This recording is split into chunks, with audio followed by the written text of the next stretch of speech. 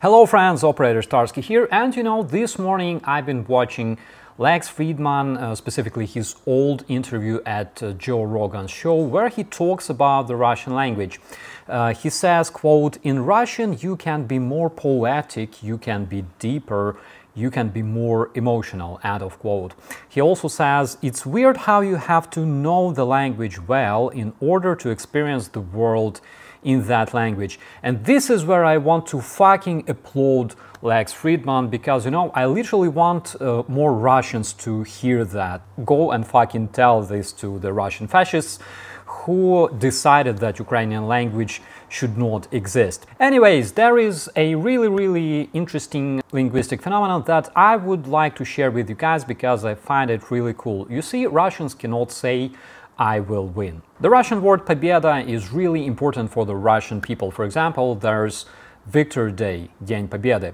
Победитель is always a victor and a winner. For example, победитель соревнований stands for a winner of the competition. Generally, победитель is a noun for somebody who takes over somebody. This is how it's used in the Russian language to describe a dude who became a Giga Chad and defeated his enemy. In the Russian language, the phrase "to win the war" is most commonly expressed in two ways.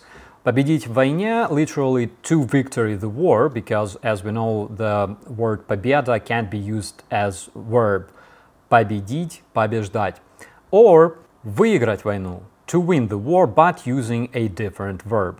Now there goes funny thing. Despite all the beauty and variety of the Russian language, you cannot pronounce a simple phrase, "I will win."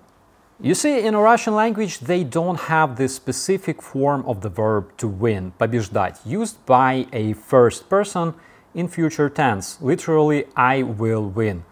Я победю, я побежу, я побеждю, they don't have that yet. And this is why they have to use linguistic gymnastics.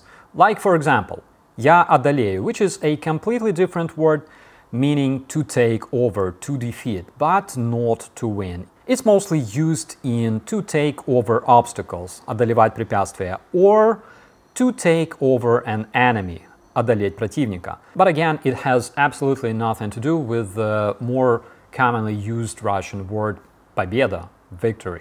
So in order to fix this, other words are used in the Russian language to describe the process of becoming victorious, like выигрывать, a synonym to achieving the victory. For example, я выиграю, I will win, as in I will win a competition or I will win a lottery.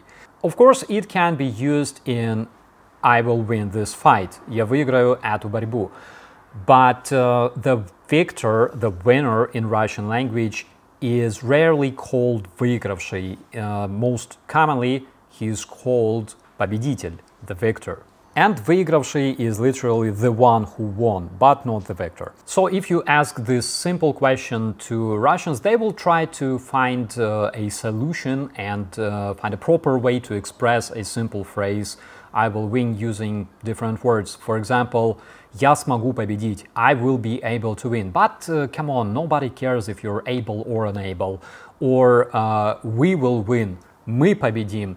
But generally you don't talk about yourself in plural unless you are schizophrenic. Fact is, Russian word победа, victory, which is very important, as I mentioned, for the Russian people, misses a tiny but very important component. You can use it in many forms as a noun, verb, or adjective. You can also say "I will destroy you," "I will defeat you," but you cannot say a simple phrase "I will win." In Ukrainian language, which according to the Russian supremacists should not exist, we also have a word for victory, which is перемога, but unlike in the Russian language, we can use it to say "я переможу," and it means exactly that, I will win. It's just an interesting linguistic phenomenon, and this is something I wanted to share with you guys. That's why there's really no summary to this video, except probably this one.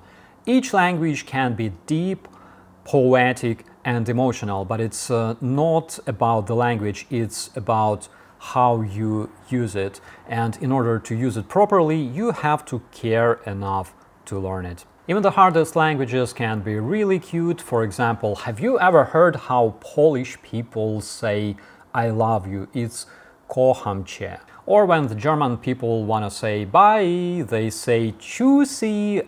I personally find it really sweet. So my personal summary is: respect people, learn more about your closest and distant neighbors, and never ever invade them.